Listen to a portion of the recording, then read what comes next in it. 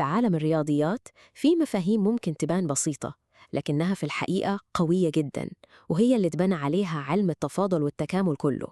والمفاهيم دي هي النهايات والاتصال. أهلا بيكم في قناة فهمناكو. ما تنسوش الاشتراك وتفعيل زر الجرس عشان يوصلكم كل جديد. أهلا بيكم في المحاضرة الثالثة في الرياضة. النهاردة رحلتنا هيكون فيها 5 محطات رئيسية. هنبدأ نفهم أصلاً يعني إيه نهاية، بعدين هنشوف الفرق بين النهاية من اليمين والنهاية من الشمال، وبعدها هنتعلم شوية أدوات هتسهل علينا حساب النهايات دي، وهنعرف نتصرف إزاي في الحالات اللي بتلخبط زي 0 على 0. وفي الآخر خالص هنربط كل ده بمفهوم الاتصال عشان نعرف أصلاً إحنا ليه بنتعب نفسنا ونتعلم النهايات. يلا بينا نبدأ. طيب، أول سؤال، ما هي النهاية؟ بصوا، الفكرة كلها بتدور حوالين كلمة واحدة: الاقتراب. إننا نقرب من نقطة معينة قوي. خلونا نبص على الرسم البياني ده. إن هي مش بتسأل قيمة الدالة كام عند النقطة دي بالظبط، لا، هي بتسأل سؤال تاني خالص. لما الأكس بتقرب قوي قوي من رقم معين، يا ترى الواي أو قيمة الدالة بتقرب من كام؟ هنا مثلا كل ما الأكس بتقرب من رقم 2، شايفين إيه اللي بيحصل لقيمة الدالة؟ بالظبط، بتقرب أكتر وأكتر من رقم 4. ولو مش مصدقين الرسم، الأرقام بتحكي نفس الحكاية. شوفوا الجدول ده. لما الأكس بتاخد قيم زي 1.9، 1.98%، يعني بتقرب من 2 من الناحية الشمال، قيمة الدالة بتقرب من 4. ونفس الكلام بيحصل لما بنقرب من الناحية التانية، يعني قيم زي 2.1 أو 2.2%. في كل الحالات الوجهة اللي رايحين لها هي رقم 4. وده بقى اللي بيوصلنا للتعريف الرياضي الرسمي. لما بنقول إن نهاية الدالة F للإكس لما إكس بتقرب من إيه هي L، فإحنا بنقصد إننا نقدر نقرب من القيمة L دي زي ما إحنا عايزين، مجرد بس إننا نختار إكس قريبة كفاية من إيه. وأهم حتة في الموضوع إن إكس مش لازم تساوي إيه نفسها، إحنا بس بنشوف إيه اللي بيحصل حواليها. تمام. دلوقتي بقى خلونا نزود الدقة شوية في كلامنا، عشان مش كفاية نقول إننا بنقرب وخلاص، لازم نحدد إحنا بنقرب من أنهي اتجاه بالظبط.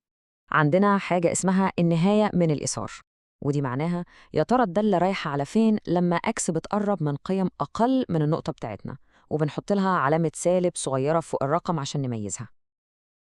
والناحية التانية عندنا النهاية من اليمين، ودي بتشوف سلوك الدالة لما أكس بتقرب من قيم أكبر من النقطة، وبنحط لها علامة موجب.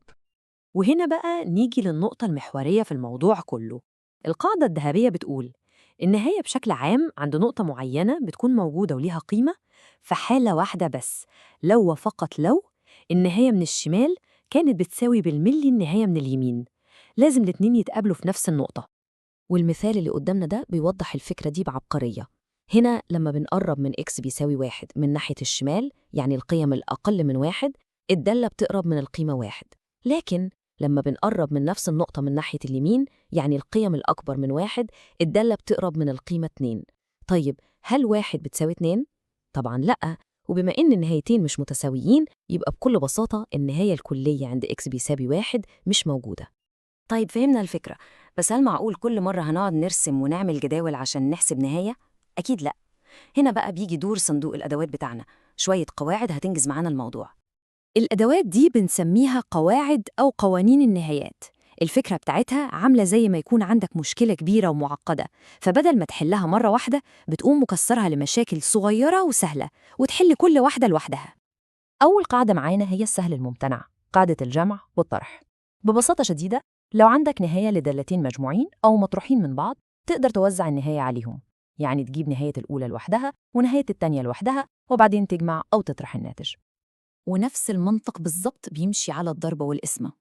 نهاية حاصل ضرب دالتين هو حاصل ضرب نهايتهم، ونهاية قسمتهم هو قسمة نهايتهم. بس هنا في تحذير مهم جدا، خلي بالكم كويس قوي. في حالة القسمة لازم نتأكد إن نهاية المقام مش بتساوي 0، لأن القسمة على 0 دي حاجة مش مقبولة أبداً في الرياضيات. وهنا عندنا مثالين عشان نشوف الكلام ده عملي. في المثال اللي على الشمال، شوفوا إزاي وزعنا النهاية على عملية الضرب بكل سهولة، وفي المثال اللي على اليمين وزعناها على البسط والمقام. تطبيق القواعد دي بيخلي الحل مباشر ومنظم جدا. حلو قوي. بس ماذا لو إيه اللي يحصل لما نيجي نستخدم القواعد دي، وبالذات قاعدة القسمة، ونعوض تعويض مباشر ونلاقي الناتج طلع 0 على 0؟ دي أشهر حالة ممكن تقابلنا. هل ده معناه إننا نستسلم ونقول خلاص إن هي مش موجودة، لأ، مش بالضرورة خالص. 0 على 0 دي بنسميها كمية غير معينة، ودي مجرد إشارة بتقول لنا انتبه، في شغل تاني لازم يتعمل، المسألة لسه ما خلصتش. والحل غالباً بيكون في الجبر والتبسيط. الطريقة عبارة عن وصفة من 3 خطوات. أول حاجة نحلل البسط والمقام. تاني حاجة أكيد هنلاقي فيه عامل مشترك هو اللي كان عامل لنا المشكلة ومخلي البسط والمقام ب0، فنقوم شاطبينه مع بعض. تالت حاجة بعد ما تخلصنا من سبب المشكلة نعوض تاني بالرقم بتاعنا، وهنلاقي النهاية الحقيقية ظهرت. وفي حركة تانية شبه دي بنستخدمها في حالات تانية، زي لما النهاية تطلع ما لا نهاية على ما لا نهاية. هنا التكنيك بيكون إننا بنقسم البسط والمقام على أكبر قوة ل في المقام. الحركة دي بتخلي أجزاء كتير من المسألة نهايتها تبقى ب0، فبتبسط شكلها جداً وبتخلينا نعرف نحسبها. ودلوقتي إحنا وصلنا للسبب الحقيقي اللي عشانه درسنا كل اللي فات ده. كل ده كان مجرد تمهيد عشان نفهم واحد من أهم المفاهيم في علم التفاضل والتكامل، وهو مفهوم الاتصال. لو حبينا نوصفها بشكل بسيط قوي ومن غير تعقيد، نقدر نقول إن الدالة متصلة لو قدرنا نرسم المنحنى بتاعها كل مرة واحدة من غير ما نرفع القلم عن الورقة خالص، يعني مفيش أي قطع أو فجوات أو قفزات في الرسمة. بس عشان نتكلم رياضيات صح، في 3 شروط زي التشيك ليست كده، لازم كلهم يتحققوا بالترتيب. أولاً، الدالة لازم تكون معرفة عند النقطة دي، يعني ليها قيمة أصلاً. تانياً، النهاية بتاعت الدالة عند نفس النقطة لازم تكون موجودة. والشرط الثالث والأهم، لازم القيمة اللي جبناها في الشرط الأول تكون بتساوي بالظبط النهاية اللي جبناها في الشرط الثاني. خلونا نطبق الكلام ده على المثال اللي قدامنا. لما x بقرب من ال0، النهاية من الشمال ليها قيمة، والنهاية من اليمين ليها قيمة تانية خالص.